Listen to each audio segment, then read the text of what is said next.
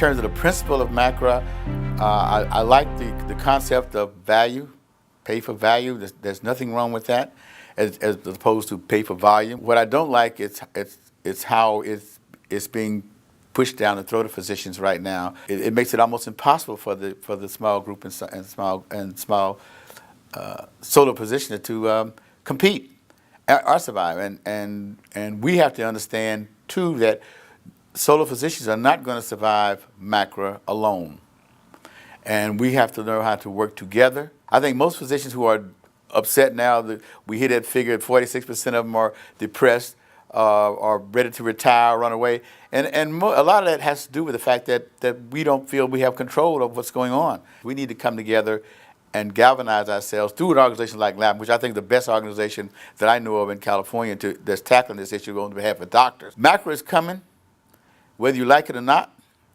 And those who adapt are going to do well. It behooves you to learn as much as you can about it now, and so we can galvanize ourselves to deal with it. Very little has been done. There's been some huge grants given to large institutions on clinical transformation to help these doctors groups to get ready for LAGMA and also for HEDIS and all these other things that is not trickle down, quote unquote, to the average solo and small group doctors. So they've had to feed for themselves. Certainly I understand where they are, but I also would like to give them hope. What I learned initially was this is managed care, and it's very important. It's not care management, and that you find out that your management is going to be what's important.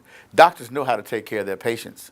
What they have to deal with is how to manage all this other bureaucracy that's surrounding them now, bring the value of letting them practice medicine, you know, and get back to what brought them into medicine in the first place, taking care of patients. And when you give them all these distractions that they have to deal with, and you also are not compensating them for that as well, so they can even, you know, successfully manage their practices, then you're going to get this kind of reaction. My advice to younger doctors would be, number one, to take a look at going into solo and small group practice in the first place, because right now that's one of our biggest worries from our older doctors, that we want to make sure that we have a pathway for young physicians. In today's market, they are not going to be willing to do that unless we as solo physicians can create the kind of environment that competes with those organizations. That's what we're trying to save. My gut is telling me that the big boys are taking over, that it's really almost too late.